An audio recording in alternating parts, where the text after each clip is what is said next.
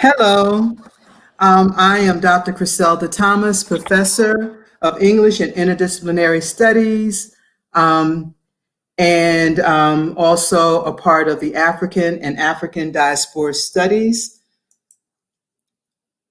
faculty. And today, at this time in the conference, we are going to have the Black Feminist Roundtable. And give me 1 second so that I can get the title of the roundtable correct here. And this year it is entitled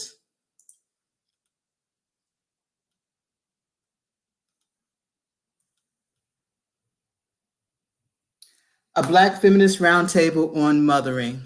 And this roundtable, I'm going to introduce it, and it has some of my favorite people.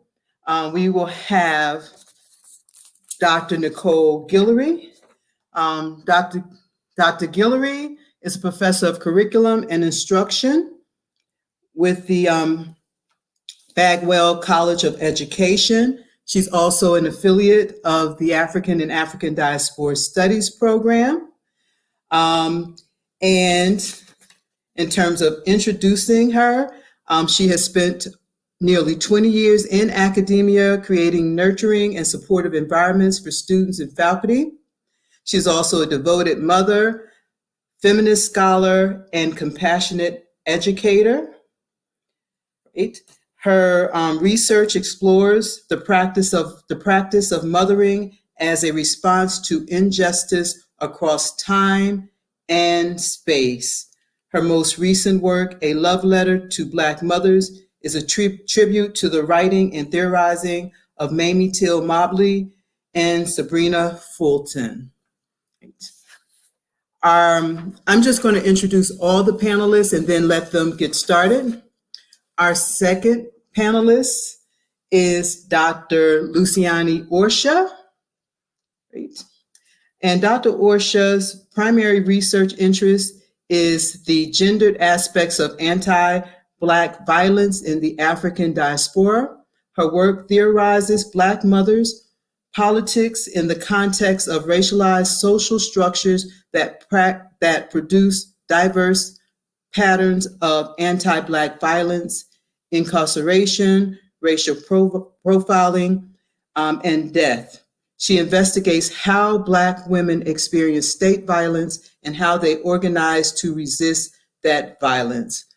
Dr. Rocha is an assistant professor in the Interdisciplinary Studies Department. She is also our first fully appointed African and African Diaspora Studies professor, and has already become quite beloved in the space. And our third, but definitely not least, panelist is Daisha Huiel.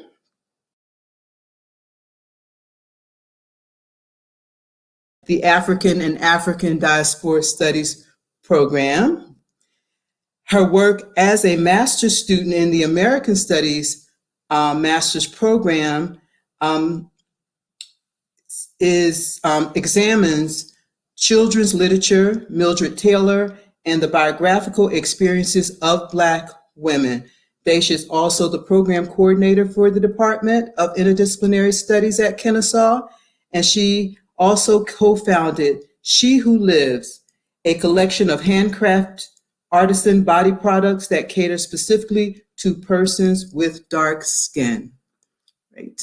And now we will begin this highly anticipated discussion about Black mothering.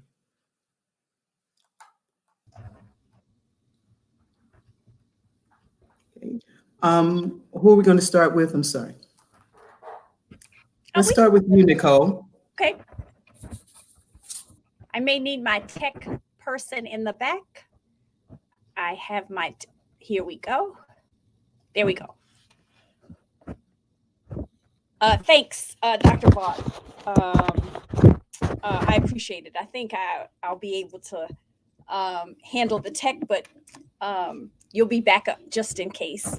Thank you so much for the invitation to be on the Black Feminist Roundtable this year. I want to thank Daisha Huiel and Dr. Luciane Rocha for being with me here today. And so what I've prepared for you today is an excerpt from a longer paper that is meant to honor one of my Black feminist mothers, Audre Lorde. And so what I attempt to do in this presentation is to do a kind of call and response with Audre Lorde, who wrote a lot about mothering. She was a mother of two. And though her words were delivered to us between 20 and 30 years ago, I find the work still very meaningful to me today. And in this moment, I wrote the paper, I will say, in 2020. It was published in 2021. And last year was also a milestone birthday for me. And so I've been thinking a lot about the past, the present, and the future, and what it means to mother in the Black diaspora. And so I'm going to go ahead and I'm going to run through some of these beginning slides really quickly. I want to begin here and with a Black mothering genealogy. Because for me, Black mothering happens at the intersections of rehumanization and dehumanization, given the mothering of Black children and what particularly in the US gets done to our children.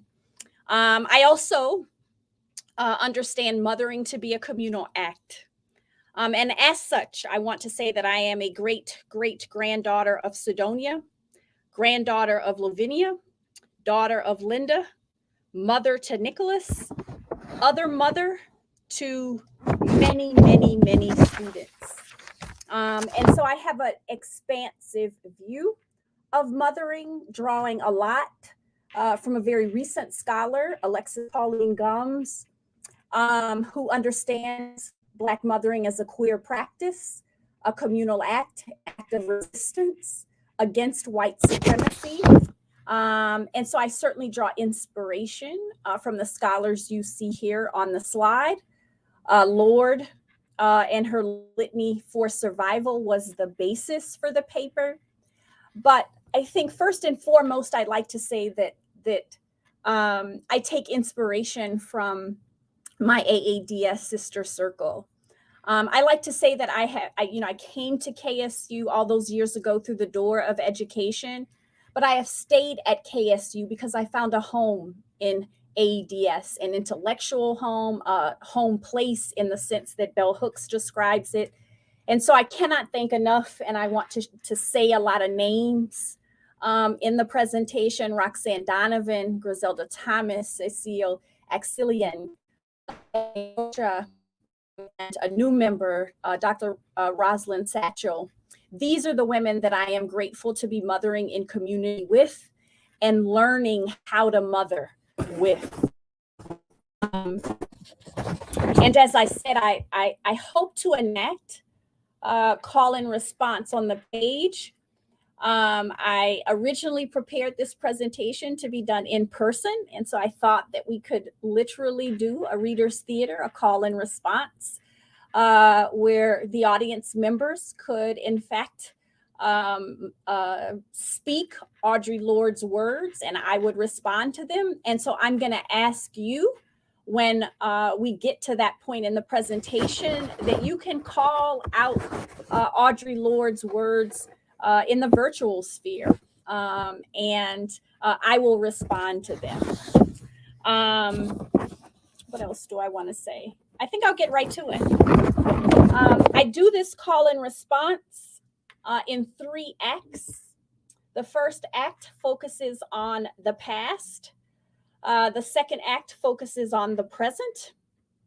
And the third act focuses on the future. And each act is a kind of remix of an article by Lord. And so this one is a poem, a litany for survival. And some of the quote is just off the page. So I don't like that, but I'll continue. All right. And so I'll do a quick pause and have Lord's words up on the screen for you to read. And I invite you to read them aloud. And I'm going to respond to those. So first act focuses on my mothering in the past. For me, survival lives in Louisiana sugarcane fields, rooted in the Jim Crow South, rooted in the women in my family who tended the land as sharecroppers, mostly a capricious land, bountiful one year and starving the next, a contradictory land that yielded and took. They were fiercely independent women. Some of them were neighborhood store owners at a time when Black entrepreneurship was a threat to a white supremacist social order. Imagine for a moment what a Black woman had to do in rural Louisiana in the 1950s to own a business, to construct a future for herself and generations afterward, mostly independent of the land. These women did whatever it took to make sure their children had every opportunity to learn and to be free, even if they did not experience the language of school long enough to use it themselves. Yes, they groomed girl children to become wives and mothers, to be sure, but they also groomed girls not to settle for less than, to want a life that may have prioritized the domestic sphere, but was not confined by it either.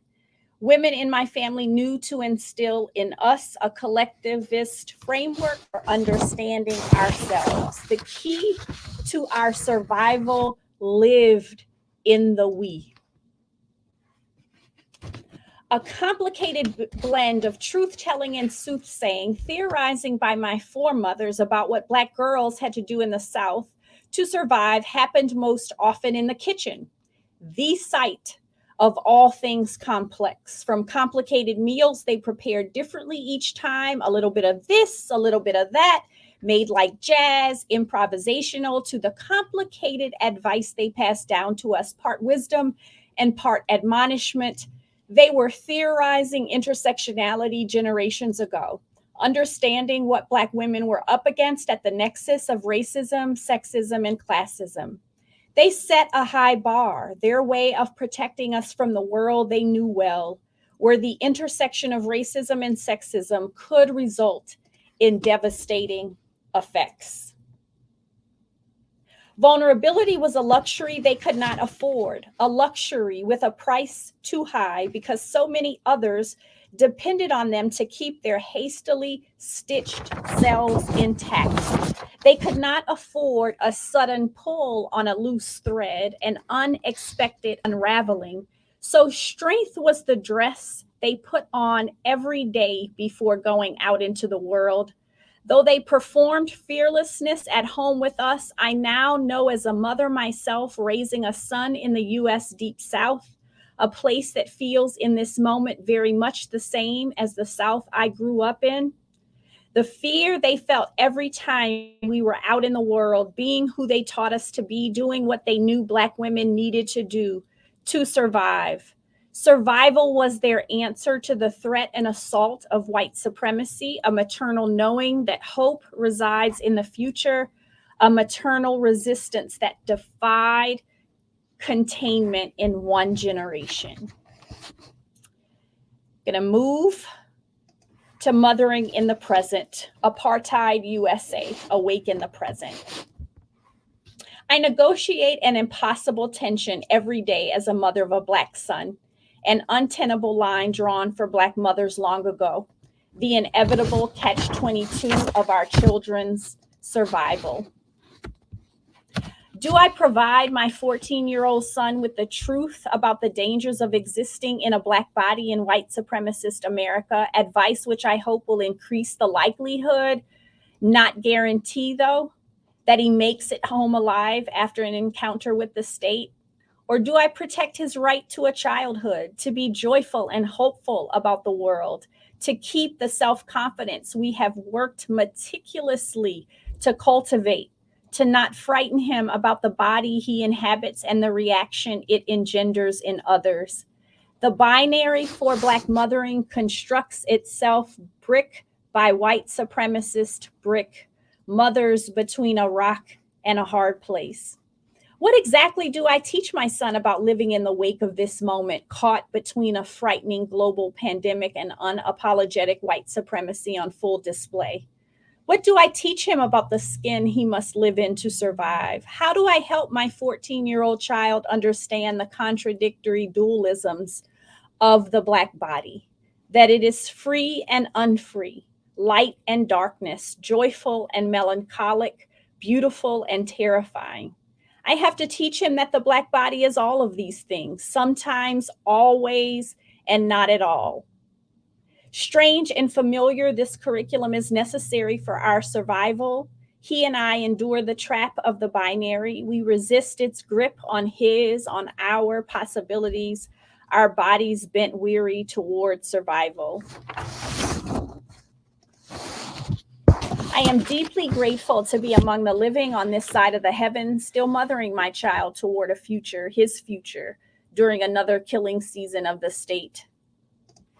It is in moments like these that our foremothers taught us to speak their names, to speak their daughters' and granddaughters' names, to pour libation in their honor, to continue their legacy.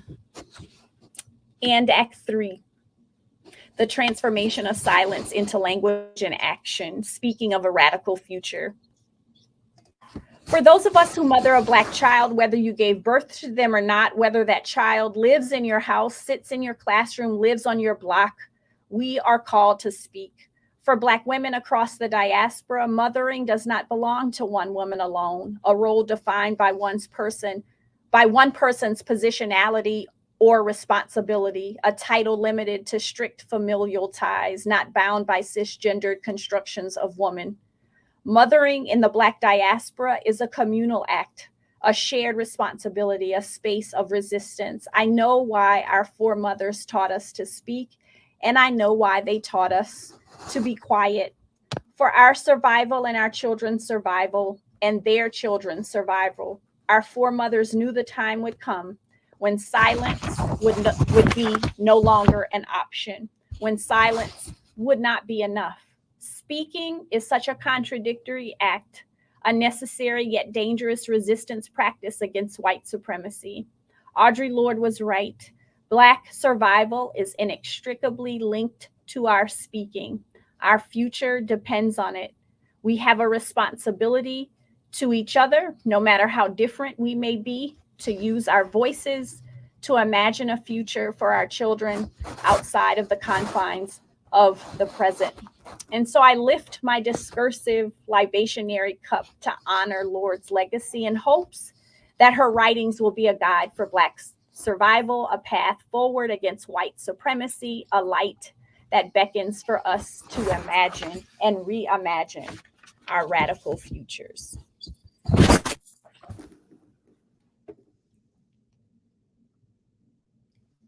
So I turn it over to my colleague, Luciane. Thank you, Nicole. Thank you all for being here. Thank you, Griselda and Daisha for organizing this roundtable. Today, I will present part of a chapter of my ongoing book project entitled Anti-Blackness and the Power of Emotions in Rio de Janeiro, African Diaspora. This presentation is entitled, and I just put it on the chat on YouTube, is entitled DQ, Black Mothers' Epistemology of Violence in Mourning in Rio de Janeiro. This work is also inspired by Audre Lorde. And here I would like to say just 3 lines from her poem, A Litany of Survival. She says, So it's better to speak, remembering we were never meant to survive. The mothers in which I engage in my research speak. They have courage to denounce the violence they face in Rio de Janeiro's favelas, and especially because, as Audre Lorde says, they were never meant to survive. So I'll begin telling a horrifying, outrageous, and unacceptable event.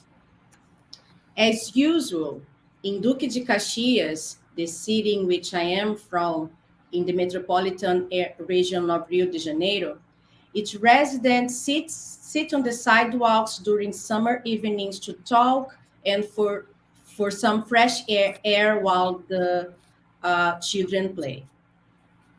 On December 4th, 2020, two girls who were cousin and very close to each other took their showers and went to the street to join their mothers and wait for their grandmothers to arrive from work.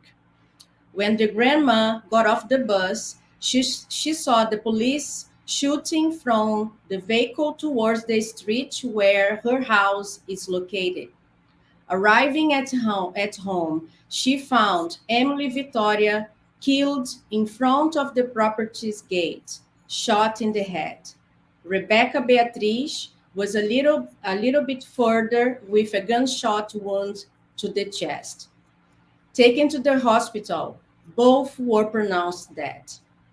The same rifle bullet killed the two cousins, aged 4 and 7 years old, respectively. They were Black. They were two beautiful Black girls. As of today, the case investigation is still inconclusive. The police and several witnesses testified that there was no crossfire between the police and criminals. However, neighbors and family members affirm that the police fired moments before the bullets hit the girls. The five officers involved denied the story. Ana Lúcia Moreira, the mother of Emily Victoria, examined, and I quote her. They, the police, just do this, shoot and look and shoot. When I realized that the bullet hit Emily, I just took the document for legal procedures because I already knew my daughter was already stretched out dead. My daughter was shot in the head with a rifle. My daughter was already dead. My niece had to run but died beside her mother's water tank. End quote. Before talking about this killing, I announced the horror of this event to you. My mention was not to create a trigger warning on the upcoming disturbing content to protect you, but to evoke a particular reading of this repugnant incident to those who normalize Black death. Unfortunately, murders such as of Emily and Rebecca are not unusual. According to the Observatory Fogo Cruzado, from 2016 to 2021, there were 39 cases of children shot during police operations in Rio de Janeiro. Of these, 12 died. For Black people, the repetition of this violence produced a trail of blood, trauma, and sorrow on a neighborhood level. The killings of Emily and Rebecca demonstrates a pattern in the security policies of Rio that makes Black people the target of systematic, evitable, and sordid violence. However, our deaths are normalized and made trivial by the state. Some societal sectors also justify this death by suggesting that all persons killed had involvement with crimes or were victims for the unfortunate violent consequences of living such territories. Ana Lucia Souza, the cousin of these children, said in an interview, and I quote, "We live to work to contribute to this murderous government, and that's what they give us in return. They kill our children, our future. This has to end. This has to stop. How long will they kill innocent people? Emily was shot in the head with a rifle. Do you understand what this is? What did she do to deserve a gunshot in the head? What has a 4 years old done to deserve this? What are they holding? What were they holding in their hands? What will they say, the government? Will they say that they were on drugs with guns or exchanging shots? This causes us anger. We know that nothing will happen. When this happened to the girls, all of us in the family were coming back from our jobs. Our salaries pay for public security, but what protection do we have? None. End quote. Ana Lucia's morning words show the suffering that will never go away from this family. Her grief bears the exposure to violence inherent in Black lives, and contains a deep analysis of the relationship between the state and the Black and poor population. She talks about the anger and explains how the state and members of civil society justify the deaths. Each of these deaths produce a family in mourning, and in many cases, an activist mother emerges. The activism of Black mothers whose offspring, children, adolescents, or adults were killed in Rio de Janeiro has been the subject of my primary intellectual and political engagement since 2008. Their struggles encompass not only their own fights against poverty, racism, and gender discrimination, but it also entails the consequences of violent acts perpetrated or facilitated by the state against their family members. Just like the women in Emily and Rebecca's families, the narratives of other mothers with whom I collaborated throughout these years show vertexes that putting together allow us to delineate the Black mothers' epistemology of the state emerging from their outrage luta struggle. This luta, in this luta, mourning is used as a catalyst tool to seek justice. The long-term engagement with the activist mothers allowed me to hear many stories of state violence and surveillance upon Black communities, testimonies of mothers who fought to avoid or stop their teenagers' involvement with criminality, mothers of an innocent young Black man whose criminal activity was forged by the police to justify the killing, women whose sons were killed while incarcerated, mother of children deceased through straight bullets, and many other cases. Through participant observation in protests, judicial hearings, and trials, as well as in-depth interviews, I learned their epistemologies of the state and their strategies to their mother work. But above all, my interaction with them allowed me to witness their strength and courage while mourning. Following their logic about my work about my activist work with them, the meaning of my work is to testify. In this presentation, I demonstrate one of the main methods of resistance against the state that they use, the de-killing acts. And I'd like Griselda to let me know when I have just 5 minutes, okay? Okay. Thank you. So I use the term de-kill as a way to analyze the acts of courage performed by Black women, particularly mothers, to seek justice for the deaf and their children, or to keep alive young Black men or women who are physically and symbolically condemned to death by society members and the justice system. These mothers have their mourning diminished through the pejorative category mãe de bandido, bandit mothers. And you put here in the chat as well. Which is used to blame them for the death of their offspring by accusing them of failing to raise and educate their children properly.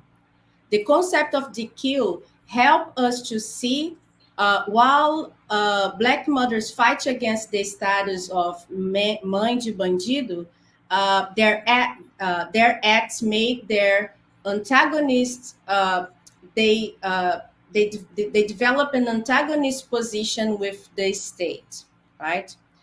So I'd like to talk about the first mother I saw through this engagement. And this mother was also the recipient of the award, the Ida B. Wells Award last year. Her name is Daisy Carvalho.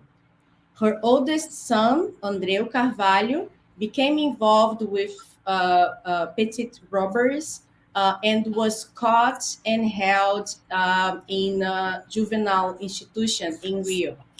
On January 2nd, 2009, just a day after his detention, Daisy received the news that he was trying to escape and fell and died. With the support of organizations against police brutality, Daisy held an investigation, a private investigation, and she discovered that her son was brutally beaten inside this detention.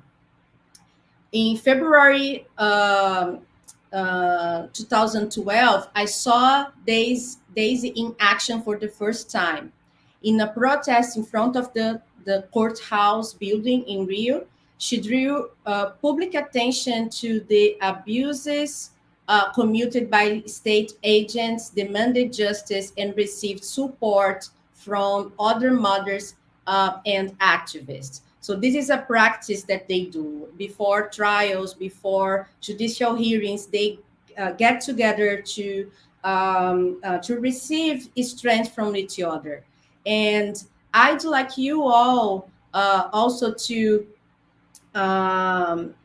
if you're on campus, to go to the Academic Learning Center lobby to see an exhibition that I am doing about, about the work of these women. And also, if you are not on campus, I'd like you to attend the next panel in which I will show these pictures, all right?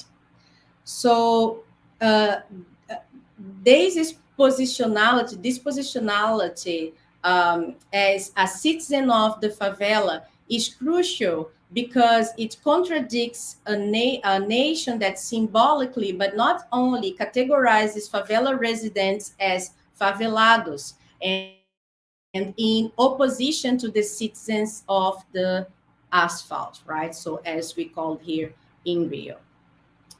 All right, so I know that I have 5 minutes. I'm skipping some things here. So just for us to have time, so to conclude this presentation, I'd like to reinforce that my writing, teaching, and activism are inspired by Black women such as Ana Lúcia Souza, Ana Lúcia Moreira, family members of Emily, Victoria, and Rebecca, but also Daisy Carvalho and many others. These mothers who raise their voices and create strategies to avoid deaths and seek justice. the main part of their de-killing acts. Their experiences show that in trying to denormalize the killings of their children, they position themselves as the main antagonist of the state. They use their outrage, anger, and grief as a source of power to seek justice for their cases and address their community's general concerns. While they transform their mourning into political practice, they fight with their fight with the state allows them to understand its function from a privileged position. Their analysis of the state unveils what can be called the Black mother's epistemology of the state. I argue that the suffering caused by the terror and how they pursue their lutas, their struggles, reveals their antagonist position to the state, making them a distinct political group. Black mothers, the killing acts is in opposition to Black annihilation. It is an alternative in the sense that it utilizes love, care, and protection in the face of terror and gratuitous violence. It uses power to ensure life instead of death and suffering. Let's de-kill ourselves. Thank you.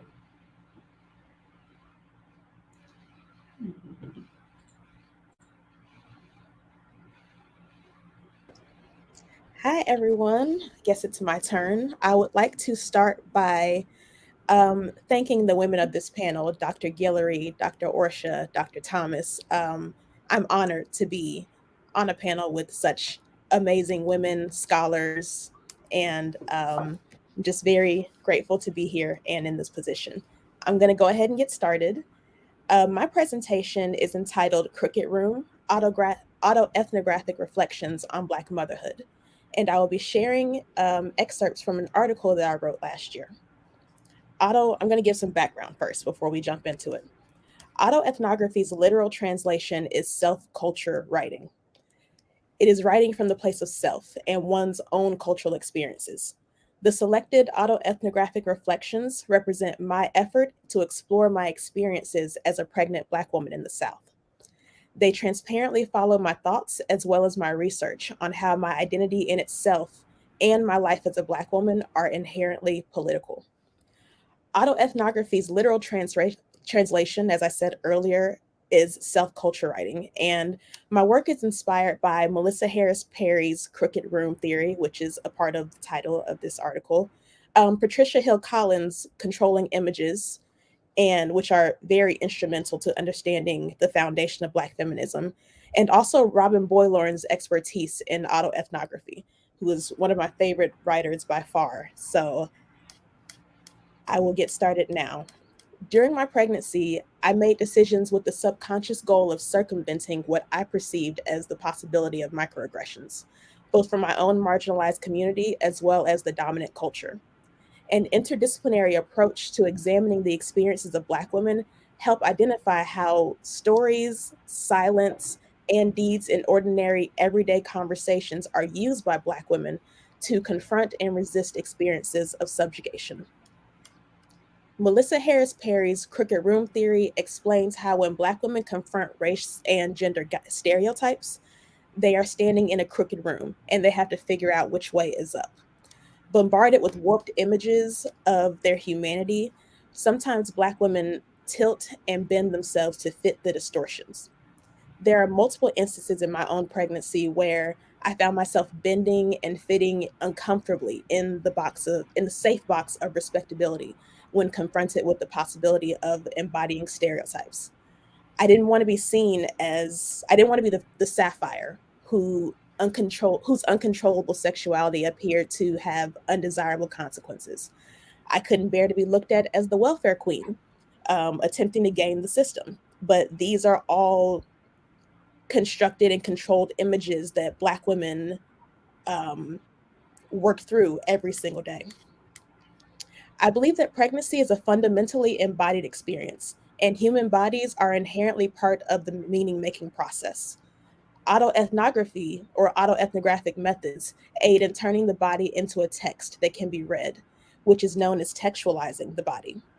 This allowed me to write from in a way that genuinely and legitimately conveys to the reader how I move through gender, race, and class intersections of my identity as a pregnant Black woman. Through this lens, I'm able to explore multiple layers of marginality, respectability politics, colorism, and Black maternal mortality as they pertain to my pregnancy experience. This methodology allows me to analyze and evaluate my reactions to perceived microaggressions, both in my own community and within the dominant culture. I'm able to see how the privilege of being married intersects with the identity politics of Black womanhood and how I reached for markers of that privilege during my pregnancy. So I have two reflections, poems, poetic verses. I don't exactly call them poems because I don't consider myself a poet. But the first one is called Labor. And I'm actually going to share my screen. Actually, I'm not going to share the screen. I'm simply going to read them. So like I said, the first one is entitled Labor. I remember that I braided my hair. I don't really know why. Honestly, I still wonder. I remember standing there while my body tightened with anticipation of the pain, braced itself, fought through intense spasms in my lower abdomen, and then took in deep breaths of air quickly and erratically to recover from the pain. As I stood, black Denman brush in my hand, and in one hand and blow dryer in the other, I completed the repetitive motion of raking the brush through my unraveled twists with one hand, while holding the blow dryer to the opposite side of the brush in a way that sandwiched my unraveled coily twists firmly between. From the root to the tip. Again. Root to the tip. Again. Over and over, more times than I can count. I stand there and do this. I remember standing there and doing this while my body tightened with anticipation of the pain, braced itself, fought through the intense spasm in my lower abdomen, then took in deep breaths of air quickly and erratically to recover from the pain. And then I took my comb and parted my fluffy straight afro that used to be coily twist down to the middle and separated into two sections. And then I secured the two sections with hair bands on both sides of my head. And then I took the right side down, because I always start on the right side, and began to French braid it from the root to the tip. Twist the ends together and coil it around my finger with a little bit of water to make sure the curl stays. Keep the braid from unraveling. And then I take the left side down. Again, root to tip. Twist and coil. I inspect my work, smooth my edges back with my fingers lightly. I remember being satisfied while my body tightened with anticipation of the pain, braced itself, fought through the intense spasms in my lower abdomen, and then took in deep breaths of air quickly and erratically to recover from the pain. So that one is entitled Labor, as I said before, and it's actually about my labor experience. So when I went into labor with my daughter, when I actually realized that I was in labor, because one thing that they don't exactly tell you is that, one thing that I didn't learn immediately is that they said that you would know. Whenever I asked, oh, how do you know that you're in labor? Everyone told me, you'll know. And I did not know. And I believe I spent an entire day in labor before I realized that night that the cramps that I was feeling were not just simply cramps. That's truly how it starts. And the very first thing that was important to me in a certain type of way was I went straight to the bathroom and pulled out my hair stuff because I realized my hair isn't done. And I'm not about to go to the hospital looking crazy. Considering that I was having my first child, my hair not being the way that I wanted it to be should have been the least of my worries, but it simply wasn't. And I believe that's something that Black women will entirely understand. The next reflection is entitled White Girl Names. And it is about my decisions when naming my daughter. Where do you get that name from? The question is always asked incredulously, with a clear and concise disdain seeping in and permeating the conversation. I am always expected to respond pleasantly to this disrespect, to thoroughly and enthusiastically explain why I picked a white girl name for my first child. I am not a pleasant and enthusiastic person. See, Black folks get on my nerves. Don't act like it wouldn't be a problem if I named my daughter Shakiri. The same Black folks who turn their noses up at my beloved selections are the ones who would ask, and where the hell do you expect her to get a job one day? Why don't you want her to be successful? My daughter's hireability is already in question, and she hasn't made it safely out of my womb yet. But I already know this world is not a safe space for a Black girl child. How do I tell them that I intentionally picked a racially ambiguous name? How do I tell them that I chose a white girl name so they wouldn't know she was a Black girl? How do I explain that I made my choice out of devotion, not contempt for Blackness, so they wouldn't treat her differently? So the teacher wouldn't pause and stare at the class roll and my Black girl child know instinctively it was her name before the teacher could even struggle to pronounce it. So my Black girl child's application wouldn't be thrown in the trash moments after they saw her name and deemed it, therefore deeming her, too difficult. I love my Black girl child so much that I gave her a white girl's name, so the world wouldn't treat her like a Black girl child, because this world does not love Black children, and that scares me. I feel differently now about this world. She will be 5 soon, and I have had time to reckon with my decisions. I love my Black girl child's white girl name, and I wouldn't change it. But I will not hold such an important decision hostage within the boundaries of fear again. Next time, I will demand the world make space for my Black girl child, no matter her name. Next time, I will roll my neck and tell them to Google Shakiri, because girlfriend is a whole Olympian. So what do they know anyways? And that is it. Thank you so much.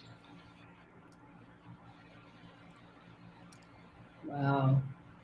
Okay, I'm mute. Oh, okay. That was absolutely amazing. Thank you From so all, much. yes, absolutely amazing. I can recall that conversation when you were in a class with me, and so it was so good to hear you sort of reflect on your decisions and those conversations that came up about naming Black children, Daisha. And really amazing to watch your growth over. It's only been 2 years, 3 years. It's really only been about 2.5 years since I came through undergrad, came into the grad program. I haven't been around that long, but it feels like it. Good. So I'm going to start with Dr. Guillory, and I want to pose this question to you. What is the motivation and training behind your ability to make intellectual discussions about motherhood so accessible? Thanks, Dr. T, for that question. I went to graduate school and for my doctorate, and found Black feminism. Didn't know I was a Black feminist until I had a language for it and realized that I come from a generation of Black feminists. And that Black feminist awakening for me happened through the work of Bell Hooks, the late Bell Hooks. And I latched on to Hooks's commitment, a very intentional commitment to be very accessible in her theorizing. And so for me as an educator, it was really important for me to continue that kind of legacy in a field. I come from curriculum theory that sometimes is not at all welcoming to those of us who are on the outside of those discourses. And so I've made an intention to be accessible because I learned that decommitment bell hooks. And I also think that personal through the Black feminist lens is political. And so my work always is autobiographical. And so I think in the opening of my own examination of my life, I think that lends itself to a kind of accessibility.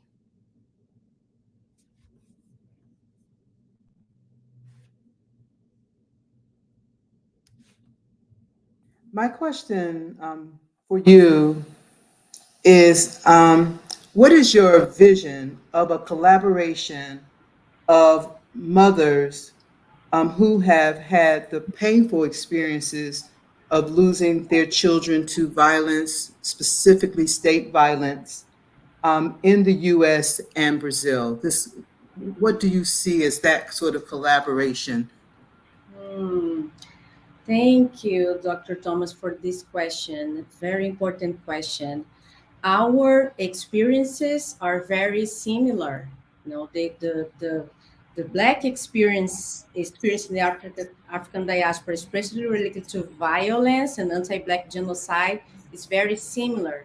So, in part of my work, I've analyzed speeches from the mothers in Brazil and the United States, for example.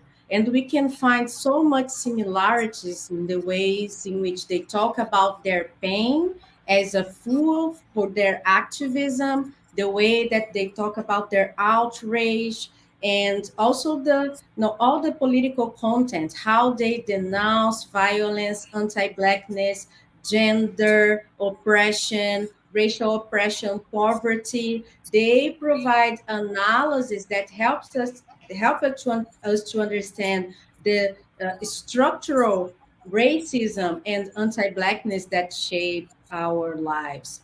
In terms of politics, in 2018, we had an experience in Brazil of putting together mothers of victims of violence from Brazil and the US in an event called Black July.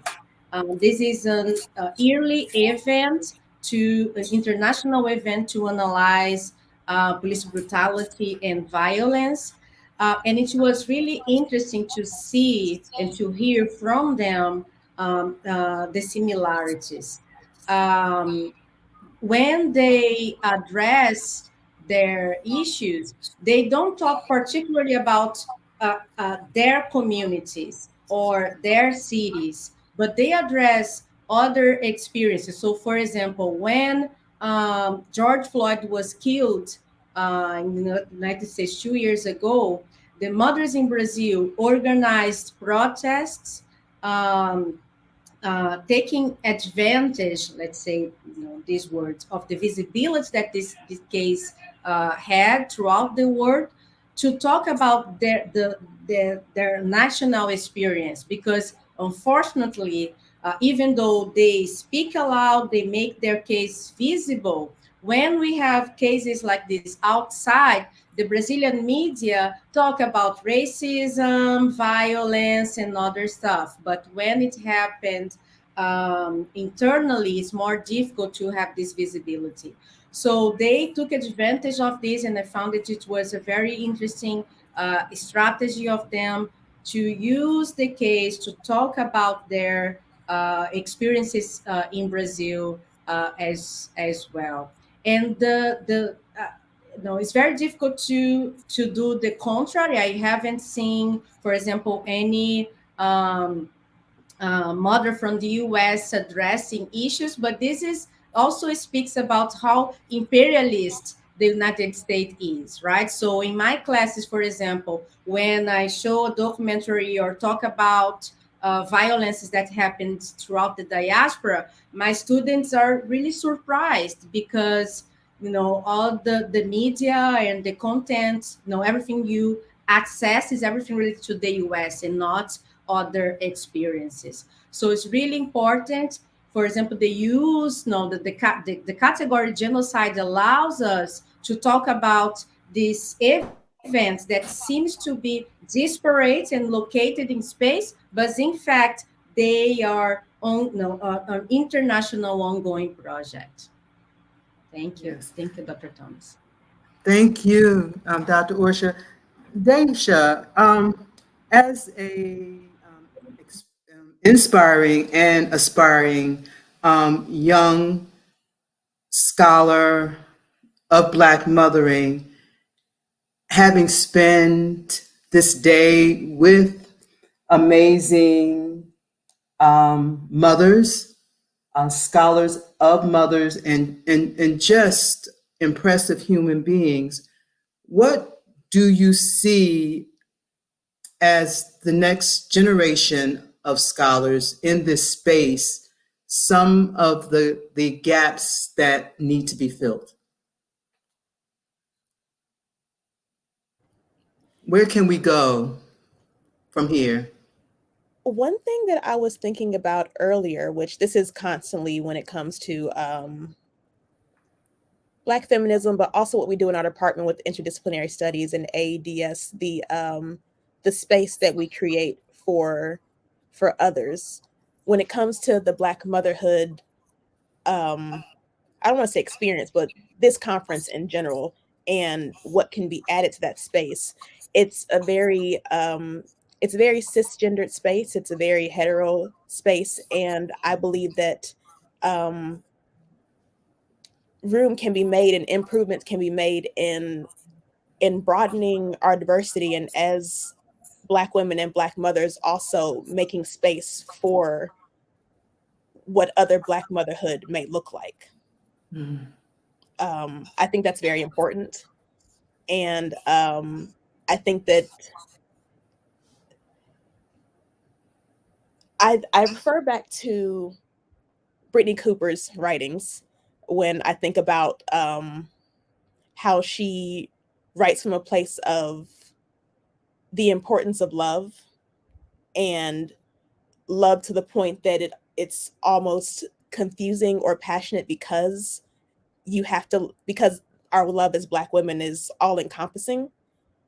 And so I think that that needs to be emphasized along with space being made to um, not only just space for Black mothers, but diasporic space, being made as well.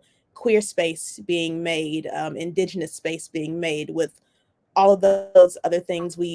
I want to see the community come together in a different way, is how I would say that we can reach for improvement.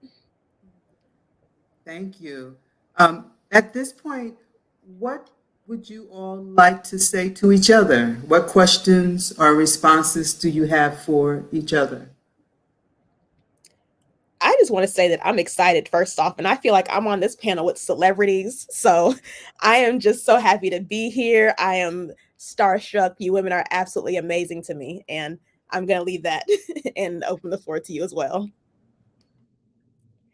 May I say this?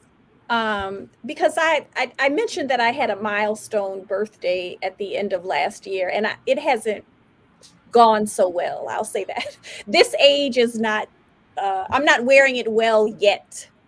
But I have been thinking a lot about, as I said at the beginning, a lot about the past, a lot about the present, but also looking forward. And the different ways that I mother and have been mothered across time and space. And what I have really, and I spend a lot of my time mentoring, and I always think of it as the elder scholar passing on wisdom to the younger scholar. And what I've realized, and I'm saying this to you, Daisha, I'll try to get through it. What I am realizing, folks, is that I am learning so much from the young folks like Daisha and her brilliance on the page and for the ear in capturing the complexities of what it means to be a young mother in a white supremacist space that casts you as a certain kind of mother when you hit the doctor's office, right?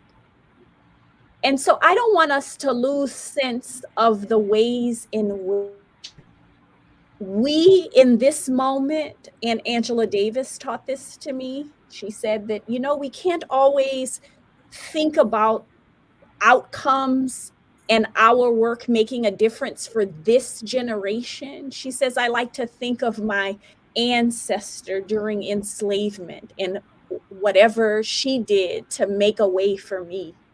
And so whatever we are doing in this moment, I hope that it makes a difference for our daughters who we have not yet birthed or experienced. And so I just want to say to you, Daisha, we as the elders are in the presence of a star, and you are brilliant.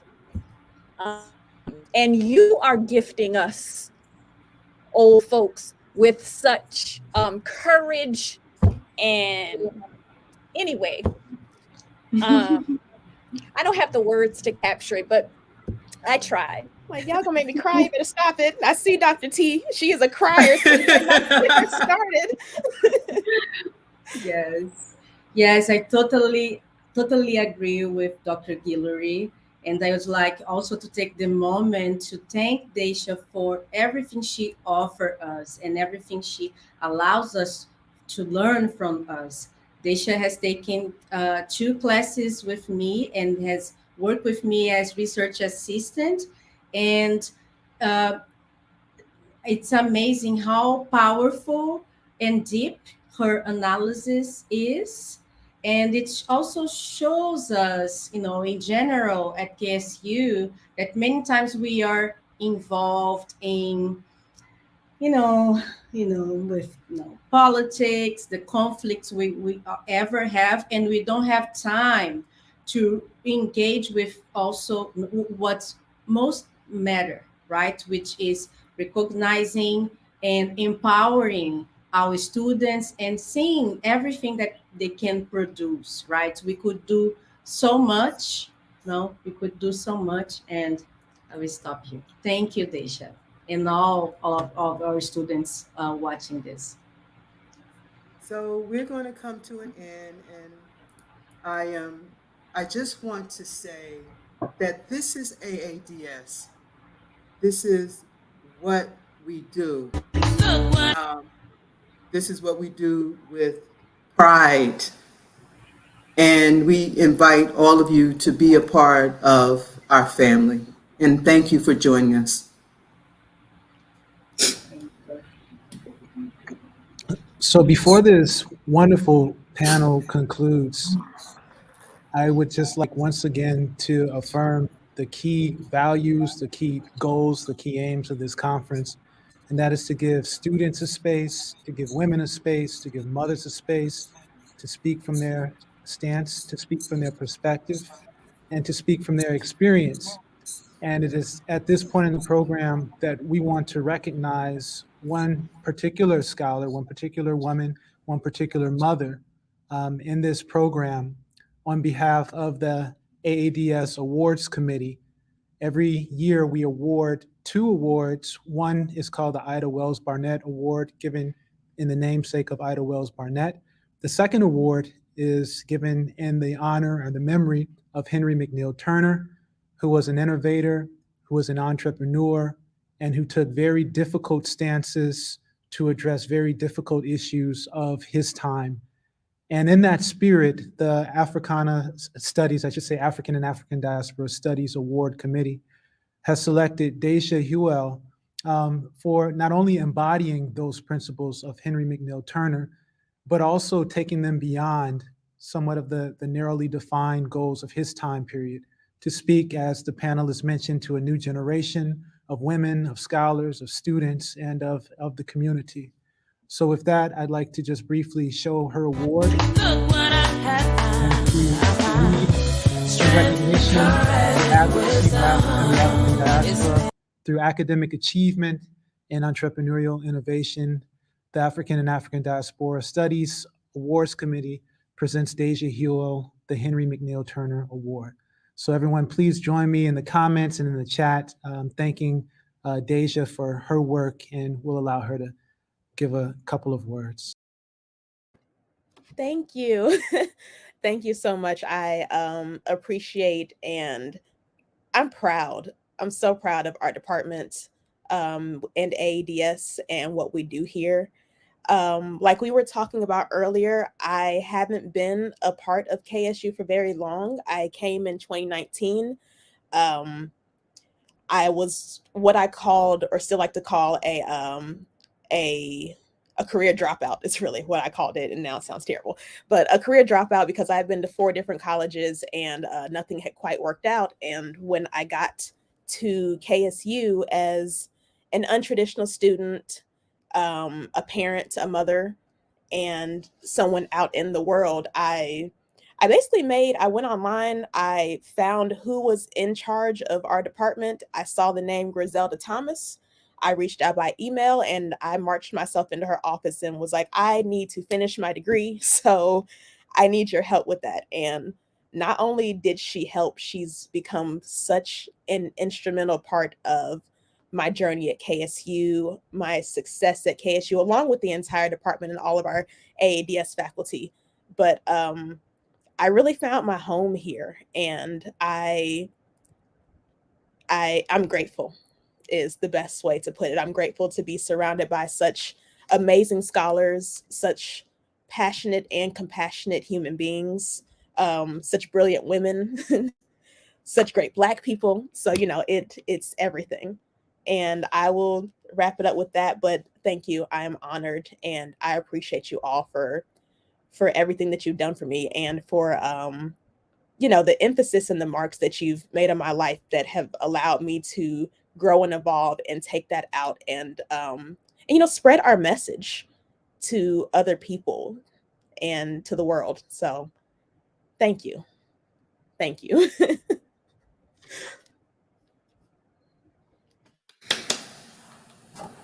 Dr. T, you better not cry.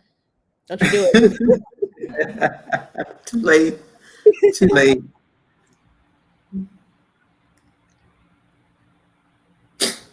Okay, I think our time is up. Thank you again for joining us at the Black Feminist Roundtable. It is something that I am definitely committed to, and as well as Dr. Bott. And we look forward to seeing you hang out with us again next year. Bye. Bye, ladies.